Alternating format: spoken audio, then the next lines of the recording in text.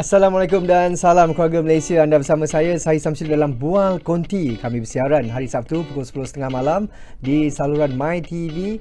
Dan juga anda boleh saksikan kami secara langsung di mana jua anda berada dengan memuat turun aplikasi RTM Click dan menonton kami. Dan juga anda juga boleh saksikan kami di Facebook Live dan juga YouTube Live. Mudah saja. Baik, seperti yang anda sedia maklum, 16 Mei setiap tahun kita menyambut Hari Guru untuk mengenang jasa dan juga pengorbanan guru kepada kita semua. Jadi saya yakin anda semua pernah menjadi seorang murid satu ketika dahulu dan jangan kita lupakan pengorbanan guru-guru kita. Baik, hari ini saya ada dua orang tetamu istimewa dan kami akan temu bual dengan topik yang menarik, topik Hari Guru. Dan hari ini tetamu saya Dr. Nur Marini Norzan, pensyarah kanan Fakulti Bahasa dan Komunikasi Universiti Pendidikan Sultan Idris. Apa khabar doktor? Baik, sihat alhamdulillah Sahih. Terima kasih kerana menjemput saya ke sini. Baik, sama-sama doktor. Di Bual Konti. Baik, dan juga tetamu kedua saya, seorang cikgu, Cikgu Siti Ainul Murshidah Samsudin. Apa khabar cikgu? Sihat alhamdulillah. Okay, terima kasih atas jemputan untuk hari ini. Sama-sama. Baik, saya rasa belum terlambat sekiranya kami di Bual Konti ingin mengucapkan selamat Hari Guru kepada doktor dan juga cikgu. Terima kasih. Dan juga selamat menyambut Hari Raya Aidilfitri kerana hari ini dah 20 Syawal, masih bulan raya lagi. Selamat Raya juga Sahih. Okey, baik. Seperti yang kita sedia maklum, tugas seorang guru kini boleh dikatakan kian mencabar, lebih lagi dalam tempoh pandemik selama 2 tahun kita. Dan juga belajar secara PDPR pastinya bukan mudah untuk guru-guru mengajar pada tempoh 2 tahun lepas. Jadi komen doktor. Ya, terima kasih Sahih. Sempena sambutan Hari Guru pada tahun ini, jadi saya sangat berbesar hati kerana dijemput di Bual Konti untuk menceritakan sedikit tentang guru dan juga murid pada masa kini, dan juga mungkin kita boleh imbau kembali murid dan guru pada masa lepas kan. Jadi bagi saya cabaran guru pada masa kini memang jauh berbeza dengan zaman kita dulu, masa zaman-zaman guru-guru yang menggunakan hanya berasaskan buku teks dan juga apa orang kata chalk and talk. Betul, cuma pakai tulis dekat papan putih. Betul. Atau papan hitam orang panggil dulu. Ada papan hijau kan, pada zaman dulu tu kan. Betul. Jadi cikgu-cikgu pada zaman tu mereka hanya fokus kepada pengajaran yang apa yang ada pada masa tu. Jadi cabaran dari segi teknologi, maksudnya macam mana mereka nak mengawal murid-murid dan juga macam mana mereka nak menyampaikan pengajaran dan pembelajaran secara dalam talian, kerana tambah lagi dengan pandemik sekarang. Masa kita terbabit dengan pandemik COVID-19 dan banyak perubahan yang berlaku dalam sistem pendidikan dan kurikulum. Jadi banyak perkara lah yang kita perlu lihat balik semula. Betul, tempoh 2 tahun tu memang lama, macam-macam dugaan sebagai seorang guru pensyarah juga saya pasti. Dan juga mungkin cikgu Ainul boleh kongsikan sikit kerjaya perjalanan cikgu sebagai seorang guru. Saya sebenarnya dalam profession keguruan ni dah 14 tahun sebenarnya. Alhamdulillah 14 tahun, hampirlah 14 tahun. Tahun ni insya-Allah 14 tahun lah. Bermula tahun 2009. 2009 kemudian saya sebenarnya asal dia adalah guru yang mengajar arus perdana, iaitu murid biasalah. Iaitu selama 7 tahun saya sebagai guru di arus perdana mengajar subjek biologi dan juga matematik termasuk sains.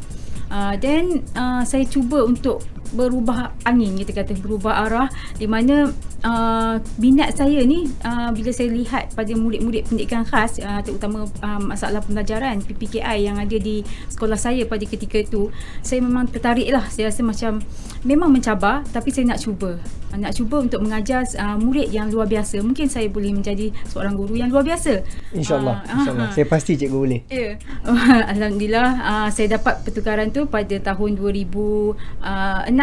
Saya sebagai guru pendidikan khas, dan selama 7 tahun lah kiranya saya adalah guru pendidikan khas. Dan sepanjang menjadi guru pendidikan khas, memang saya rasa itu adalah memang satu, kita kata, rezeki lah buat saya, dapat mengenali dengan lebih mendalam anak-anak murid pendidikan khas ni. Dan cabaran-cabaran tu, kalau kita nak refer kepada cabaran ni, antara sebagai guru di arus perdana dan sebagai guru pendidikan khas memang berbeza. Mungkin penonton kita nak tahu juga pendidikan khas. Jadi konsep pelajar-pelajar pendidikan khas ni dia daripada kurang payah macam mana tu? Okey, saya lebih kepada fokus kepada masalah pembelajaran. Di mana masalah pembelajaran di program pendidikan khas integrasi ni PPKI, yang mana PPKI ni dia berada di dalam sekolah biasa. So dia belajar integrasi, maksudnya dalam sekolah yang biasa bersama dengan arus perdana. So yang ini ada masalah pembelajaran di mana dalam masalah pembelajaran tu kita ada murid yang autism, kita ada murid yang Down syndrome, ADHD, dyslexia, so bergabung di situ. Jadi cabaran dia tu sebab pendekatan bagi setiap murid ini adalah berbeza. ADHD kita tahu dia hyperaktif kan, jadi pendekatan dia lain. Jadi kita kata cabaran tu lebih kepada bagaimana kita nak membentuk murid ni dari segi sikapnya, tingkah lakunya, psikologi yang kita nak kena gunakan untuk kita nak mendekati dengan lebih dekat lah jiwa murid-murid pendidikan khas ni. Jadi kita tak fokus secara terus kepada akademik sebenarnya.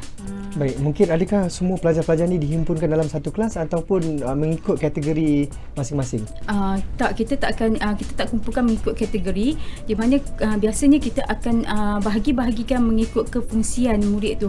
Murid sama ada tahap rendah, sederhana ataupun tinggi.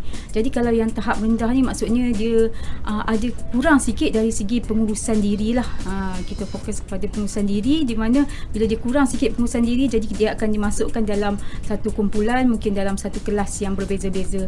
Maksudnya dalam satu kelas tu dia akan ada pelbagai, termasuklah tahap umur. Mungkin kalau 19 tahun dia masih belum dapat menguruskan diri dengan baik, dia akan masuk di bahagian kefungsian yang rendah lah, walaupun umurnya 19 tahun. Baik, sebab pendidikan khas ni dia sampai 19 je.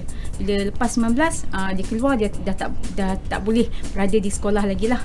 Sepanjang tempoh pandemik ni kita tahu penggunaan teknologi tu penting, dan bagi mereka yang berada di luar kawasan, macam kita nampak video yang tular, tak ada penggunaan, tak dapat akses internet tu. Jadi antara cabaran-cabaran ataupun yang adakah ni sedikit sebanyak menjejaskan proses pembelajaran, mungkin doktor boleh terangkan. Ya, terima kasih saya. Kalau kita dengar banyak perkara-perkara ataupun fenomena tular yang kita baca di surat khabar ataupun di media sosial, di mana ada juga yang pelajar masalah talian internet yang pertama. Betul. Kan, bila mereka nak belajar sama ada di peringkat sekolah ataupun di peringkat universiti, perlu ada talian internet. Jadi semasa pandemik COVID-19 dahulu, memang masalah talian internet berlaku kan, wujud, dan ada tular, ingat tak yang pelajar duduk di atas pokok, bawa laptop kan. Kesian kan. Jadi kita rasa perkara ini mungkin boleh diperbaiki pada masa akan datang. Saya rasa mungkin perkara itu perkara yang tak terduga berlaku pada dunia kan. Itu satu perkara, dan satu lagi perkara ialah dari segi kemampuan ibu bapa untuk membeli peranti dan juga alat digital kan, untuk membantu pengajaran dan pembelajaran murid di rumah semasa PDPR masa tu. Jadi ada isu di situ, pelajar tidak ada peranti ataupun gadget untuk belajar. Jadi saya rasa perkara ini memang dipandang berat oleh kerajaan. Jadi pelajar-pelajar B40 sudah diberikan bantuan. Betul. Kan peranti dan juga gadget digital untuk mereka meneruskan pembelajaran jika mereka perlu belajar di rumah ataupun di sekolah. Jadi saya rasa cabaran-cabaran yang berlaku, apa saja yang mendatang, kita dibantu oleh semua pihak, oleh kerajaan, oleh kementerian dan juga oleh ibu bapa dan guru. Jadi kalau semua pihak tu bekerjasama, saya rasa negara kita boleh mengamalkan satu penggunaan teknologi yang berkesan pada masa akan datang. Betul. Macam doktor sendiri di Universiti Pendidikan Sultan Idris, cabaran yang hadapi semasa tempoh pandemik menggunakan teknologi ini dengan murid-murid. Betul. Kalau ikutkan, kalau di peringkat universiti, kita berhadapan dengan pelajar-pelajar universiti yang sudah, orang kata dah matang kan, dah pandai, pelajar pandai-pandai kan masuk universiti. Jadi walaupun mereka ni pandai-pandai dan juga orang kata ada kemudahan laptop dan sebagainya, tapi masih wujud masalah seperti ketidakhadiran pelajar dalam kelas, dan fokus mereka juga lari kerana kita mengajar dalam talian. Jadi sukar juga nak mengawal ni pelajar-pelajar ni, walaupun di peringkat universiti, walaupun mereka dah matang, dah dewasa, tapi pensyarah tu, bergantung pada pensyarah tu. Macam mana nak menarik minat pelajar-pelajar tu untuk fokus kepada pembelajaran mereka. Sebab pembelajaran yang sukar memang perlukan fokus yang sangat-sangat kuat kan daripada pelajar. Jadi memang pensyarah ni perlu menukar gaya pedagogi mereka, nak menarik minat pelajar. Sama juga di peringkat sekolah pun saya rasa Cikgu Siti saya rasa betul. mungkin Cikgu Siti boleh bagi pandangan sedikit. Kalau bagi murid yang berada di universiti, dia punya cabaran dia lain. Dari segi peranti tu ialah sukar untuk nak dapatkan kan. Tapi dari segi dia nak menggunakan aplikasi macam Google Meet semua tu, saya pasti kalau di universiti tak ada masalah lah dari segi tu kan. Murid tu dia boleh explore sendiri. Tetapi bagi kami ni sebagai guru pendidikan khas lah, kita nak menjalankan sama, kalau boleh nak sama seperti mana guru di arus perdana menggunakan kelas online juga. Dan alhamdulillah untuk yang PKP, PDPR, sepanjang PDPR ni 90% kami dapat menjalankannya menggunakan online, okay? Iaitu melalui Google Meet lah. Dan kehadiran yang mungkin ramai sebenarnya rakan-rakan saya pun macam terkejut jugalah bila tengok murid pendidikan khas tapi kehadiran 90% untuk setiap kali kelas dijalankan. Okey, yang itu tips lah yang saya gunakan. Maksudnya kita nak berdepan dengan cabaran ni sebenarnya yang menjadikan kelas kami tu boleh mencapai 90% adalah kolaborasi daripada ibu bapa. Kalau kita tengok dari segi yang kefungsian rendah terutamanya, dia nak buka sendiri aplikasi, even peranti pun dia berkongsi dengan ibu bapa. Ibu bapa dia akan menggunakan peranti ibu bapa, dia tak akan ada phone sendiri. Sebab of course ibu bapa tak mengharapkan untuk dia memegang phone sendiri, kecuali lah murid yang berkefungsian sederhana ni.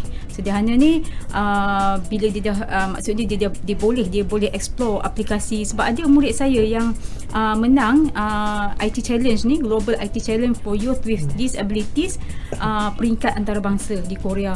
Yang itu bagi murid-murid yang tahap macam tu dia tak ada masalah. Dia memang suka untuk explore semua aplikasi. Saya kata hikmah di sebalik PKP dengan adanya PDPR ni, murid saya punya literasi dari segi ICT ni memang meningkat dengan mendadak. Betul. Alhamdulillah. Even daripada kita sendiri sebagai guru, daripada kita tak tahu macam sebelum ni mungkin Google Meet tu pun benda yang simple sebenarnya. Mungkin bagi yang orang yang dah tahu dia kata simple lah, tapi bagi yang tak tahu ni, dia tak tahu pun nak guna Google Meet.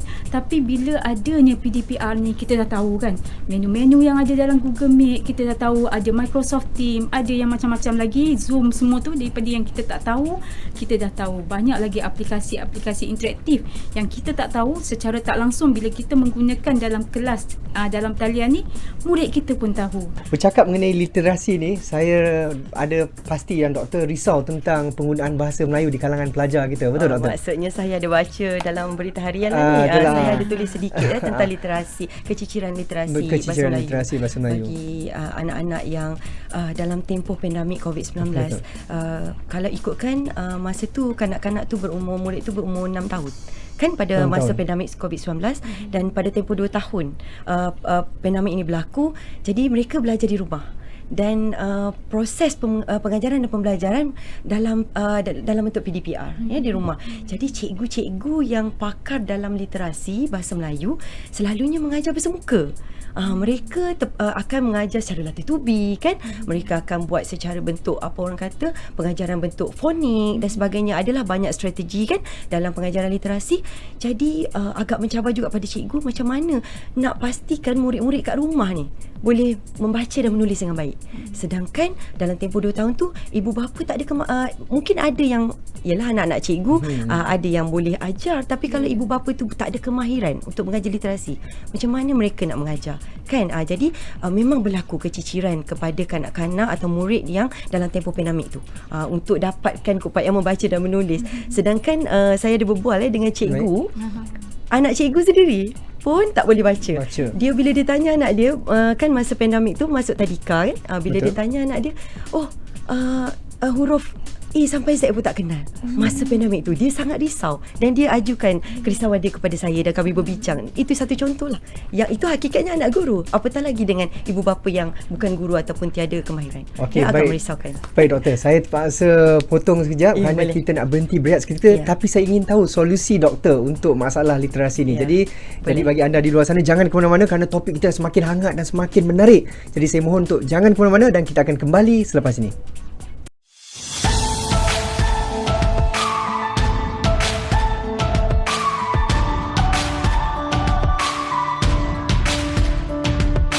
Di sini bermula mengenal dunia bersama guru tercinta. Seronok belajar selama sentiasa, sekolahku sejahtera. Kesihatan diutama, kebersihan dijaga, sama perkasa etika, integriti di jiwa. Kita selami empati, bina kasih insani, teguh jati diri adab, sopan hidup harmoni. Sekolahku sejahtera, sekolahku sejahtera, bangkitlah generasi pewaris negara. Sekolahku sejahtera, sekolahku sejahtera, gemilanglah Malaysia di mata dunia. Sejahtera, sekolahku sejahtera, ayo kita jayakan bersama. Sejahtera, sekolahku sejahtera, ayo kita jayakan bersama. Hidup mulia berjaya, terus tekun usaha, teliti dalam bekerja, diri cekap terampil, eksplorasi ilmu berguna, bertindak rasional, mantapkan artikulasi, hujah penuh kualiti. Sekolahku sejahtera, sekolahku sejahtera, bangkitlah generasi pewaris negara. Sekolahku sejahtera, sekolahku sejahtera, gemilanglah Malaysia di mata dunia. Sejahtera, sekolahku sejahtera, ayo kita jayakan bersama. Sejahtera, sejahtera, sekolahku sejahtera, ayo kita jayakan bersama. Sejahtera, sejahtera, sekolahku sejahtera. Terima kasih kerana masih lagi setia bersama kami di saluran berita RTM dalam Bual Konti bersama saya dua orang tetamu yang istimewa, Dr. Rini dan juga Cikgu Ainul. Baik, balik kepada soalan yang saya terpaksa potong sebentar tadi kerana kekurangan masa untuk berhenti berehat seketika. Soalan dia, macam mana solusi dia doktor? Ya, Sahih. Berbalik pada apa yang kita kupas tadi ya, tentang keciciran literasi murid pada tempoh pandemik COVID-19, saya rasa perlu ada garis panduan yang mungkin beberapa pihak yang berkepentingan yang terlibat perlu bina satu garis panduan untuk ibu bapa dan juga guru literasi itu sendiri. Kalau bagi guru, macam mana nak bersedia jika berlaku lagi perkara begini untuk memastikan bagaimana mereka dapat mengajar murid-murid di rumah walaupun secara dalam talian dan memastikan mereka boleh membaca dan menulis dengan baik. Itu satu solusi saya rasa yang perlu diambil perhatian. Dan yang kedua ialah dari segi garis panduan ibu bapa juga. Bagaimana kita perlu membina satu garis panduan kepada ibu bapa, dan ibu bapa tu apabila dia baca garis panduan dan juga mungkin ada modul ke yang ibu bapa tu boleh mengajar anak dia dekat rumah. Membaca dan menulis untuk ibu bapa, tolong betul. Sebab apa orang kata, komitmen ibu bapa yang paling utama bila pelajar berada di rumah. Betul, saya setuju. Betul tak Sahih? Jadi kalau ibu bapa boleh membantu di rumah secara tak langsung bila mereka belajar literasi dalam talian, mudahlah guru nak memperbetulkan jika ada kekurangan dalam diri pelajar tu apabila mereka nak meningkatkan keupayaan literasi. Cikgu Ainul, cakap mengenai solusi itu memang menarik dan saya rasa Cikgu Ainul dapat terangkan dengan lebih lanjut sebab saya difahamkan Cikgu Ainul pun ada buat kandungan dalam YouTube dan juga slide yang menarik macam mana nak bagi murid-murid tu mudah faham dan juga tertarik minat untuk tengok slide dari satu ke satu muka surat?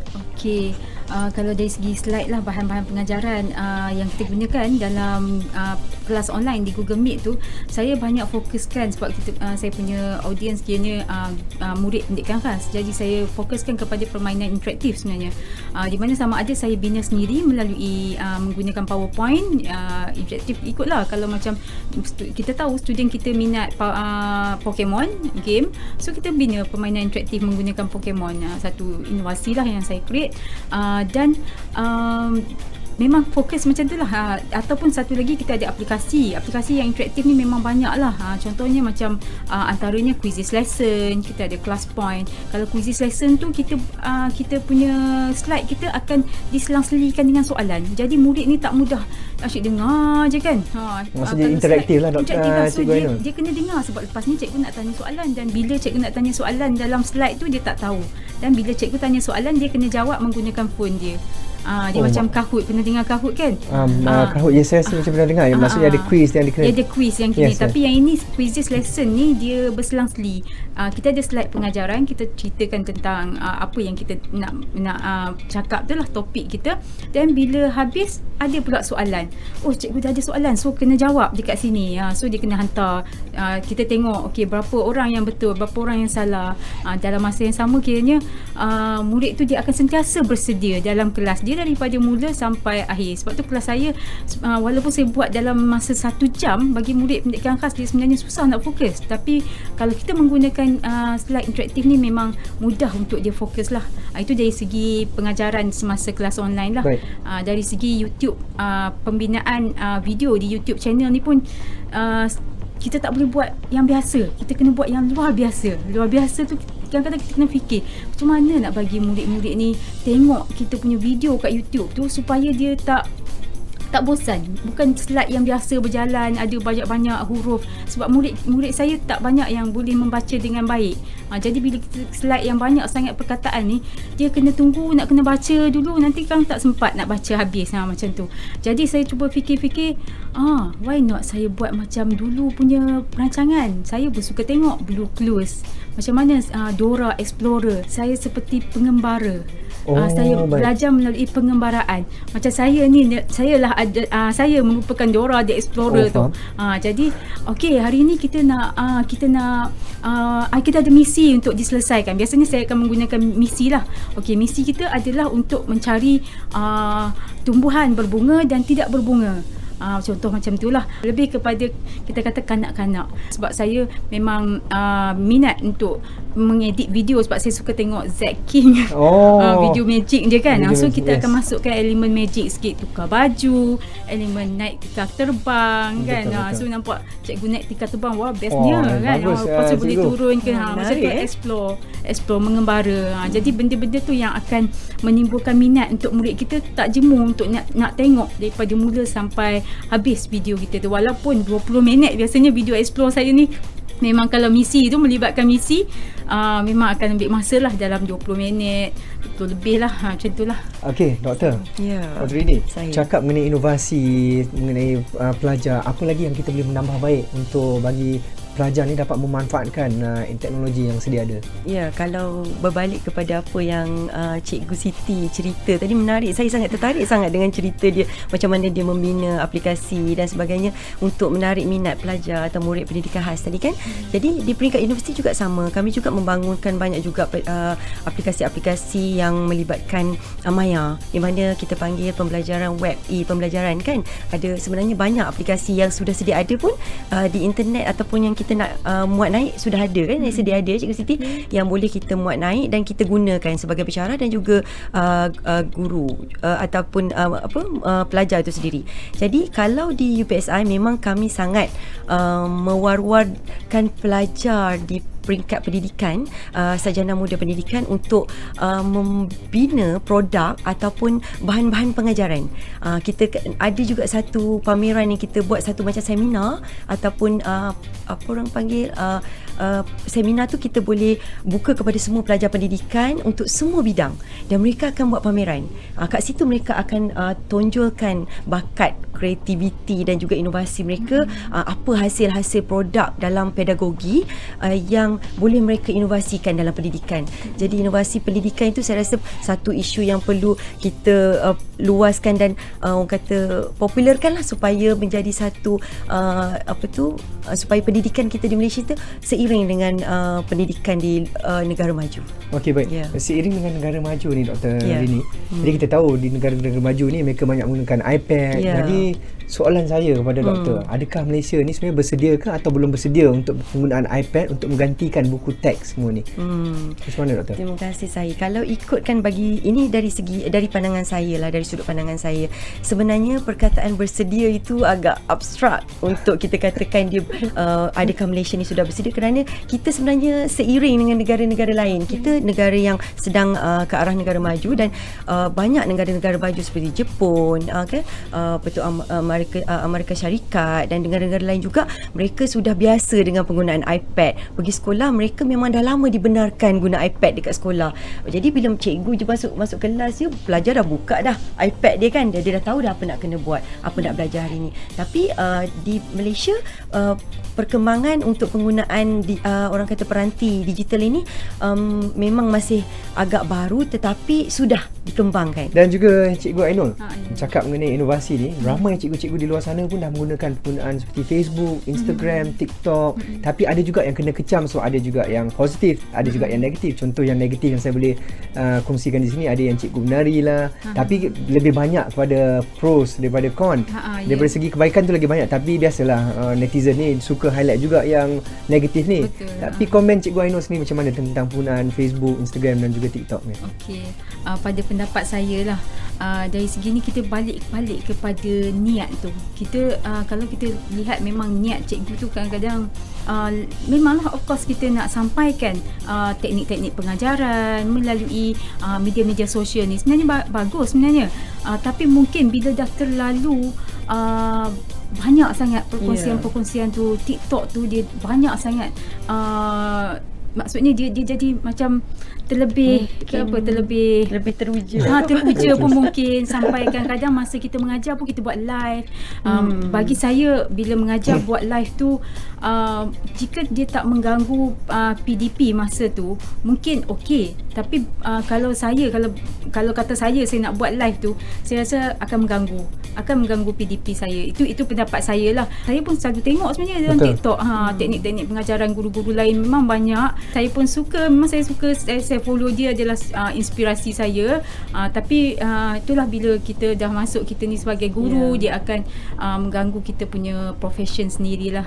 Betul. Cikgu pernah menerima anugerah guru PDPR sempena Majlis Hari Guru Peringkat Kebangsaan 2021 dan juga dinobatkan sebagai Johan Cikgu Juara Digital 2022 oleh MDEC. Adakah penghargaan ini memberi motivasi kepada cikgu untuk buat lagi yang terbaik, ataupun komen Cikgu Ainul? Okey, of course lah kalau kita dah dapat penghargaan kan, mesti memang penghargaan ni macam bagi saya macam satu bonus untuk saya lah. Bonus memang kita buat tu, kita buat sebab kita suka buat. Memang saya suka digital ni, saya suka ICT, saya memang suka nak berkongsi video, tutorial, pengajaran semua ni. Tapi bila dah dapat anugerah tu, kita lagi teruja. Saya pun sebenarnya tak sangka langsung untuk yang anugerah Cikgu Juara Digital ni. Bagi saya mungkin itu rezeki anak murid saya, sebab peralatan Digital Maker Hub yang MDEC berikan dari segi dia punya penghargaan lah, hadiah untuk Cikgu Juara Digital tu akan digunakan oleh murid saya. Jadi akan memperkembangkan lagi literasi ICT. Jika semua guru ada motivasi seperti Cikgu Siti, saya rasa pasti bidang pendidikan kita akan menjadi TikTok seperti negara-negara maju. Ramai yang macam ni. Ya, sebenarnya ramai bukan itu kata ramai cikgu-cikgu yang bermotivasi seperti Cikgu Siti. Dan saya percaya jika ada motivasi yang tinggi, timbul tu dari dalaman. Orang kata suasana pengajaran pembelajaran juga mutu pendidikan kita akan menjadi lebih baik. Betul, sesuai dengan tema tahun kita tahun ini, tema Hari Guru, di mana guru tunjang sekolah sejahtera. Terima kasih Dr. Rini, terima kasih Cikgu Ainul kerana sudi meluangkan masa bersama kami di Bual Konti pada malam ni. Jadi ingat, adab itu penting dalam melahirkan satu institusi pendidikan yang mana penting untuk negara kita. Baik, nampaknya setakat ini saja saya berada di Bual Konti pada malam ni. Sehingga kita berjumpa lagi pada episod yang akan datang. Assalamualaikum dan salam keluarga Malaysia.